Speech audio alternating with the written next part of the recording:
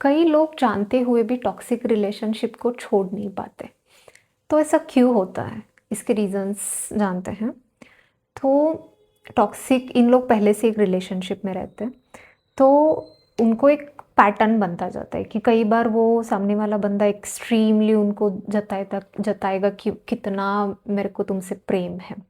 बहुत ज़्यादा intensity of emotions. Then दूसरे पल वो इग्नोर भी करेगा। देन तीसरे पल वो आपको बहुत ज़्यादा गुस्सा भी करेगा एंड चौथे पल वो कुछ कुछ भी कर सकता है। तो ऐसे बहुत सारी इंटेंसिटी मिलती रहती है ब्रेन को। कभी बहुत अच्छा लगता है, कभी स्ट्रेस लगता है। तो ये जो है ना रिलेशनशिप में उनके पैटर्न बनते लगते हैं और उनको क्या लगता है मन में, ब्रेन में, कि यही डीप लव है, यही सच्चा प्यार है। तो एक कभी-कभी उन लोग ऐसा अच्छा बिहेवियर भी करते हैं, सामने वाले को ऐसा जताते हैं कि तुम्हारे सिवा मेरा कोई नहीं है। ये मतलब बहुत ज़्यादा इमोशनल इंटेंसिटी रहती है। तो वो जो दूसरा पार्टनर एक होप लगा के बैठता है कि आज नहीं तो कल ये ऐसे मतलब अच्छे से बिहेव करेगा, ऐसे कभी नहीं एग्रेशन कभी नहीं दिखाएगा या बहुत सारी नेगेटिव चीज़ें भी नहीं करेगा। और स्ट्रेस में ऐसे लगता है कि यार छोड़ देते, बहुत ज़्यादा एक्सट्रीम लेवल पे डिसीजन भी लेते हैं रिलेशनशिप में।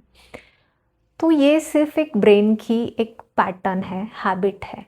इन्हीं लोगों को अगर एक कांस्टेंट, स्टेडी, काम, पीसफुल रिलेशनशिप में रखेंगे, एक अच्छा सा बंदा या बंदी कोई भी होगा, वहाँ पे रखेंगे तो इनको बहुत बोरिंग सा लगेगा। तो यही सब हैबिट की बात है, ब्रेन पैटर्न्स की बात है। लेकिन कई बार इस रिलेशनशिप से विथड्रॉ करना उनके लिए बहुत ज़्यादा हार्ड लगता है। इमोशनली विथड्रॉवल जैसे लगता है, बहुत हार्ड लग सकता है।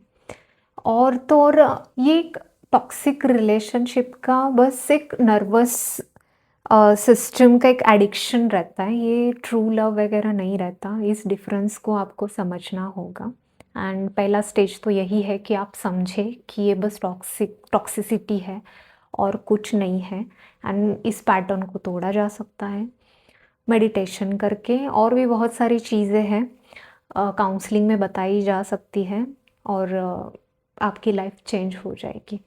जो इंसान हमें सबसे ज़्यादा पेन देता है, उसी को हम मिस क्यों करते हैं? तो इसका रीज़न लव या प्रेम नहीं है। तुम्हारे ब्रेन की केमिस्ट्री को समझना इम्पोर्टेंट है यहाँ पे। अक्सर हम प्रेम को कोसते कि प्रेम करना ही नहीं चाहिए, प्रेम बहुत बड़ा दुःख है। बहुत सारा हम ऐसे प्रेम को कोसते रहते हैं, बट रियल फैक्ट मैं आज आपको बताती हूँ कि ऐसा क्यों होता है। लाइफ में हमें मतलब बहुत सारी चीज़ें, कंपटीशन है, कुछ करना है, स्ट्रेस है, तो हम अक्सर किसी रिलेशनशिप में आ जाते हैं। तो क्या होता है इस रिलेशनशिप में या कहीं से भी, नॉट ओनली इन रिलेशनशिप, कहीं से भी आपको कोई ऐसे प्यार से बात करता है तो बहुत अच्छा लगता है और साथ में वही इंसान पेन भी देता है। तो इन रिलेशनशिप यही अक्सर साइकिल्स बनते रहते हैं, पेन भी मिलता है, लव भी मिलते हैं, तो एक ब्रेन हमारा इमोशनल बॉन्ड क्रिएट करता है। तो इसमें क्या होता है, ब्रेन बहुत सारे केमिकल्स रिलीज करता है। तो पेन स्ट्रेस साइकिल, ये लव इमोशन, ये सब साइकिल बनती रहती है और हमको एक एडिक्शन पैदा होती है इस रिलेशनशिप में। इसलिए ब्रेकअप के बाद हमें वो मोमेंट्स ज़्यादा रिपीटेडली और याद आते हैं जिसमें थोड़ा बहुत प्रेम मिला था, लेकिन वो मोमेंट्स याद नहीं आते जहाँ पे बहुत सारा रेगुलरली तुमको पेन मिलता था। तो ये सब एडिक्शन है, ब्रेन का पैटर्न हमको समझना चाहिए, बहुत इंटरेस्टिंग है। इसका एक और रीज़न है कि जैसे माइंड हमारा जो भी अनफिनिश्ड बिजनेस है, जो भी अनफिनिश्ड इमोशंस है, उसको क्लोज करना चाहता है। वो ऐसे नहीं चाहता कि उसको आधा अधूरा रहे कि ऐसा क्यों किया, ये क्यों हुआ। तो वो बहुत सारी चीज़ें जोड़ते रहता है, कनेक्ट करते रहता है। तो अक्सर यही रिलेशनशिप में होता है, ब्रेकअप के बाद हम बहुत ज़्यादा वो बातें, मोमेंट्स याद करते रहते हैं, उसको बहुत रीप्ले करते रहते हैं।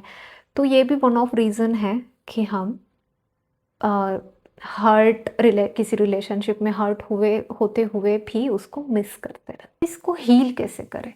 तो हमको ये समझना ज़रूरी है, ये सब जो भी है वो पुरानी यादें हैं।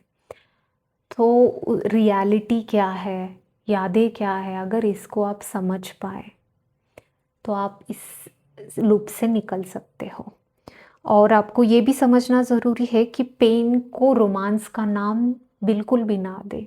पेन रोमांस नहीं है, प्रेम प्रेम है, जो महसूस करने की चीज़ है। एंड आप काउंसलिंग से जुड़ सकते हैं हमारे साथ। Thank you.